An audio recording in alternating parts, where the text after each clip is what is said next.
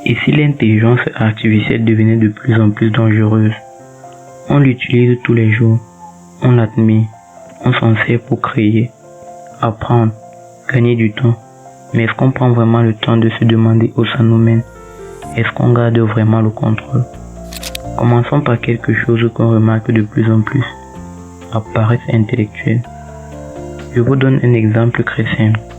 Aujourd'hui, un élève qui doit faire une dissertation va directement demander à ChatGPT: fais-moi un test argumentatif sur l'impact du numérique pour l'école. L'IA le fait, l'élève le copie, le colle, le rend, c'est rapide, efficace, mais il n'a rien appris. On voit ça aussi avec des gens qui n'essayent même plus de réfléchir à une idée, un plan, une stratégie. Ils demandent tout à l'intelligence artificielle, comme Claude, ChatGPT, Perplexity, Gemini, et finissent par ne plus entraîner leur propre cerveau. Les étudiants rédigent leur mémoire complet à l'aide d'outils comme Norton AI, sans lire, sans comprendre. Même pour apprendre une langue, on ne fait même plus l'effort de la pratiquer. On traduit tout en un clic. C'est pratique, oui, mais ça nous atrophie l'esprit.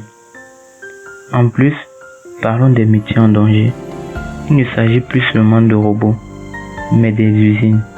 Aujourd'hui, ce sont des métiers créatifs et intellectuels qui sont menacés. Prenons les graphistes. Avec une IA comme Midjourney, Bal-E, on peut créer des images incroyables en quelques secondes.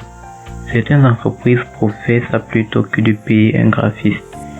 Les rédacteurs, remplacés par Jasper, ChatGPT ou d'autres générateurs de contenu. Même les voix off sont menacées. Des IA comme Eleven App créent des voix humaines. On peut cloner une voix, faire parler quelqu'un sans qu'il ne dise un mot. Et ce n'est pas de la science-fiction. Aujourd'hui, les rédacteurs de freelance, les traducteurs, les monteurs vidéo perdent des contrats, des clients et parfois leur travail à cause de l'automatisation. Et ce mouvement va continuer. Demain, même les médecins, les avocats, les ingénieurs vont devoir composer avec des IA capables de diagnostiquer, de rédiger des contrats ou de concevoir des projets en quelques minutes. Mais ce n'est pas que le travail ou l'intelligence humaine qui est menacée. Il y a aussi un danger visible, la manipulation d'algorithmes.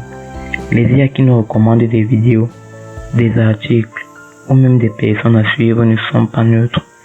Elles analysent notre comportement et nous montrent ce que nous aimons, ce qui nous captive, pas forcément ce qui est vrai. Résultat, on finit enfermé dans une bulle de contenu. On pense qu'on a une opinion libre, mais en réalité, on est guidé. Ce n'est pas tout. Il existe aujourd'hui des IA capables de créer des fausses vidéos ultra réalistes, des deepfakes.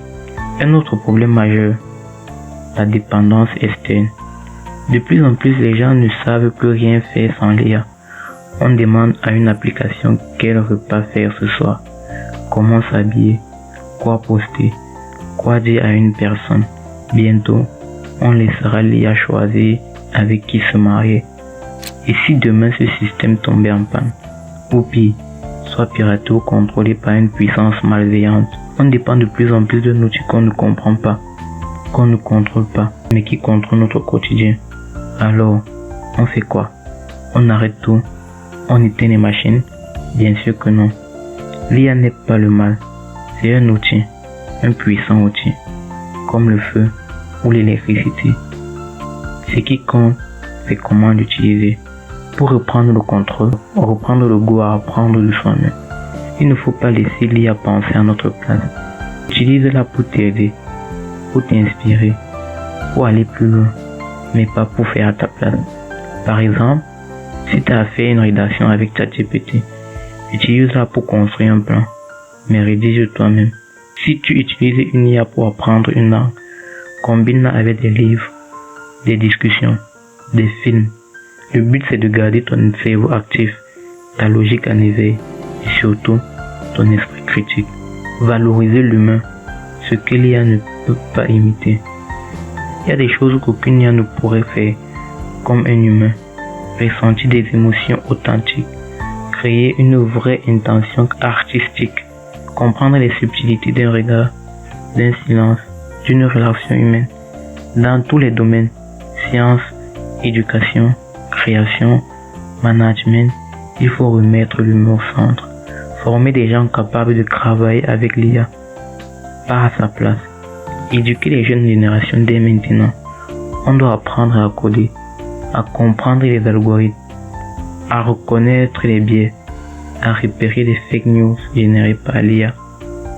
Former les enfants et les étudiants, non pas juste pour utiliser l'IA, mais à comprendre comment elle fonctionne, comment elle peut manipuler, comment elle peut tromper. L'avenir appartient à ceux qui sauront piloter l'IA, pas à ceux qui s'y soumettront.